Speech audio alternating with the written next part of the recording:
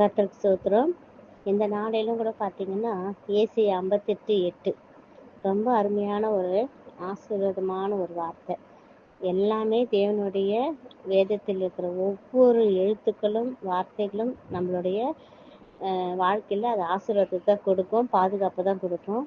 ஆனாலும் பார்த்தீங்கன்னா இந்த வார்த்தை இன்னைக்கு தேவன் உங்களோடு கூட பகிர்ந்துக்கபடி கர்த்தர் ஏவப்பட்டிருக்கனால இந்த வார்த்தை பார்த்தீங்கன்னா, அப்போது விடியற்கால வெளுப்பை போல உன் வெளிச்சம் எழும்பி, அப்போது விடியற்கால வெளுப்பை போல உன் வெளிச்சம் எழும்பும். எப்படி எழும்பும்?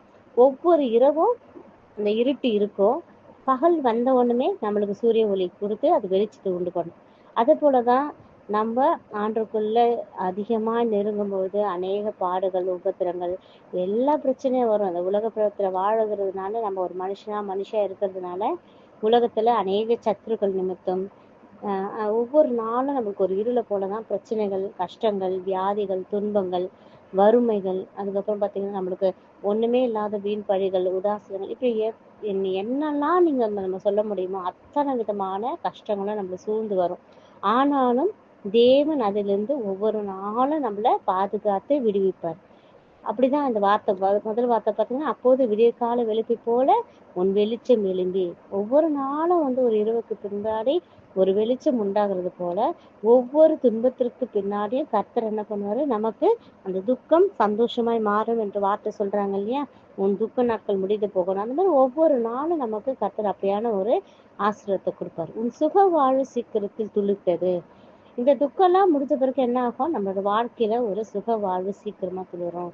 கர்த்தரையே நம்பி இருக்கிறவங்க, கர்த்தரையே நம்ம ஒவ்வொரு நாளும் அவரை முன்னிறுத்தி நம்ம எந்த காரியம் செய்தாலும் கர்த்தர் நம்மளுடைய சுக வாழ்வை சீக்கிரமா துளிர்க்க செய்வார். ஒவ்வொரு நாளும் அவர் துளிர்க்க செய்கிற தேவனா இருப்பாரு. மூன்றாவதா பார்த்தீங்கன்னா, உன் நீதி உனக்கு முன்னால செல்லும். நாம் செய்த நியாயங்கள், நம்ம போய் பேசாம இருக்கிறது, மற்றவங்களை குறை சாற்றாத இருக்கிறது, நம்ம செய்கிற தான தர்மங்கள், நம்ம அடுத்தவங்களுக்கு இரக்கம் உள்ளதா இருக்கிறது, இந்த காரியங்கள்லாம் ஆண்டவர் நமக்கு நீதியாய் வெளிப்படுத்துவார். நம்மள நியாயத்துக்கு ஏற்ற அவர் நியாயத்தை நமக்கு கொடுப்பார், நீதியை அவர் செய்வார். கர்த்தர் நமக்கு ஒவ்வொரு நாள் நம்ம நினைப்போம், ஐயோ நான் இவ்வளோ நல்லவளா இருக்கேன், நான் எல்லாருக்கும் இரக்கமா இருக்கிறேன், நான் எல்லாருக்குமே எல்லா உதவியும் செய்யறேன், நான் யாரும் துன்பப்படுத்தி பேசுறது இல்ல, அப்படியா நான் நல்லவளா தான் இருக்கிறேன், ஆண்டவருக்குள்ள நான் பக்தி உள்ளவளா இருக்கிறேன், ஆனாலும் ஏன் எனக்கு இத்தனை அநியாயம் நடக்குது? இல்லை, தேவன் நமக்கு நீதி செய்கிற தேவனா இருக்கிறார். நம்ம செய்கிற நியாயமான நீதியான விஷயங்களுக்கு ஒவ்வொன்றுக்கும் நம்ம தகப்பன் நீதியை சரி கட்டுகிற தேவனா இருக்கிறார். நான்காவதா இதே வசனத்துல பாத்தீங்கன்னா, கர்த்தருடைய மகிமை உன் பின்னாலே காக்கும். பாத்தீங்களா? ஒவ்வொரு நாளும் அவர் நம்மளை காக்கிற தேவனதான் இருக்காரு. நம்ம நினைக்கலாம், கவலைப்படலாம், ஆண்டவர் நம்மளை கைவிட்டுட்டாரோ, நம்மளை விட்டு பிரிஞ்சுட்டாரோ, நம்மளை மறந்து போயிட்டாரோ, ஏன் இப்படி நடக்குது, தினமும் வேதம் வாசிக்கிறோமே, தொடர்ந்து ஆலயத்துக்கு போறோமே, எல்லா விதத்திலயும் நம்ம ஜெபிக்கிறோம், முழங்கால் போட்டு ஜெபிக்கிறோம், எல்லாம் கீழ்ப்படுகிறோம், தாய் தகப்பனை கனம் பண்றோம், சகோதரன் சகோதரிகிட்ட விட்டு கொடுத்து போறோம், பாசமா இருக்கோம், எல்லாமே பர்ஃபெக்டா செய்யறோமே அப்படின்னு எல்லாமே செய்யறதுனால தான் தேவன் உங்களை காக்கிற தேவனா இருக்காரு. அப்பாக்கு நம்ம யோபு மாத்திரம் நம்ம எடுத்துக்காட்டா வச்சுக்க முடியாதுல்ல. அவர் எல்லா பாடுகளும் சகிச்சாரு, அதுக்கப்புறம் ரெட்டிப்பட்டான நன்மை பெற்றுக்கொண்டாருன்னு. யோபு ஐயா நன்மை பெற்றுக்கொண்டாரு, அதுக்கு முன்னாடி எத்தனை பாடுகளையும் அவர் பட்டிருக்காரு இல்லையா? அதுக்கு காரணம் ஏசப்பாவை உண்மையா நேசிச்சதுனால.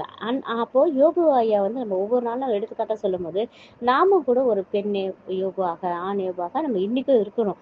அப்பா நம்மளை நேசிக்கிறார், நம்ம தெரிஞ்சுக்கணும். அப்பா நம்மளை நேசிக்கிறதுனால்தான் இந்த பாடுகள், கஷ்டங்கள் எல்லாவற்றையும் அனுமதிக்கிறார். என் பிள்ளைய கொஞ்சம் அனுமதி பாரு, நீ என்ன செஞ்சாலும் என் பிள்ளை என் கூட தான் இருப்பா அப்படின்னு.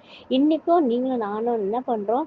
ஒவ்வொரு நாளும் எவ்வளோ பிரச்சனை வந்தாலும் கஷ்டம் வந்தாலும் அந்த நேரத்துக்கு ஐயோ எனக்கு இவ்வளோ கஷ்டம் இருக்கு ஏசப்பா, நான் என்ன செய்யறதுன்னு சொன்ன புலம்புனாலும் அவர் என்ன பண்றாரு? உன் புலம்பலை ஆனந்த கழிப்பை மாற்றுவேன் என்று அவர் வாக்கு கொடுத்ததை நம்ம உடனே வசனத்திலே சொல்லிடுவோம். ஏசப்பா என் புலம்பலெல்லாம் ஆனந்த கழிப்பா மாற்றுங்க, என் கண்ணீரெல்லாம் துருத்துல திரும்ப வைங்க, என்னை காக்குற தேவன் அல்லவா, என்னை பாதுகாத்து கொடுங்க ஏசப்பா, இதுக்கு பிரச்சனை விடுதலை கொடுங்க, இதுல இருந்து நான் மீண்டு வரேன். எல்லாத்தையும் கேட்கிறோம்ல, எதுக்காக? ஒரு பிலீவ்னஸ், விசுவாசத்தோடு நம்ம கேட்கிறோம். ஏன் கேட்குறோம்?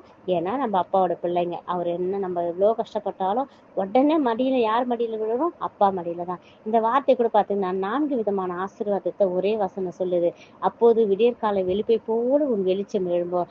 ஒவ்வொரு நாளும் நீ எவ்வளவு கஷ்டப்பட்டாலும் ஒரு இருட்டு வந்து சூரியன் வந்து வெளிச்சத்தை கொடுக்கறது போல உன் வாழ்க்கையில என்ன துன்பம் வந்தாலும் கர்த்தர் உனக்கு வெளிச்சமா இருப்பாருன்னு ஆண்டவர் சொல்றாரு. 2வது, உன் சுக வாழ்வு சுகத்தை துளுக்கும். ஒவ்வொரு நாளும் உன் சுக வாழ்வு துளுக்க தான் நான் செய்வேன். அது ஒரு நாளும் என்ன ஆகாது, கட் ஆகாது. ஸோ தேவன் ஒவ்வொரு நாளும் நம்ம வாழ்க்கையில துளிர செய்யற தேவனா தான் இருக்கிறாரு. வளர்ச்சி தான் நமக்கு இருக்கும். ஆண்டவரை நோக்கி இருக்கிற பிள்ளைங்களுக்கு வளர்ச்சி மாத்திரமே. 3வது, நம்ம சொல்றோம் நம்ம தான தர்மம் பண்ணணும், நான் நியாயமா இருந்தேன், நீதியா இருந்தேன். அந்த நீதி அப்பாவுக்கு தெரியும். அதுக்காக நமக்கு நீதி செய்கிற தேவனை தான் அவர் நம்மளோட கூட இருப்பார்.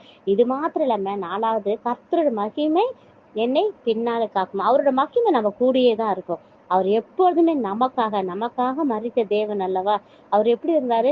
மாசற்ற அன்புள்ளவரா இருந்தாரு. அப்படிப்பட்ட தேவன் என்னைக்கும் உங்களையும் என்னையும் என்றைக்கும் மகிமையோடு வந்து பாதுகாப்பாராக. ஆமேன், ஆமேன், ஆமேன்.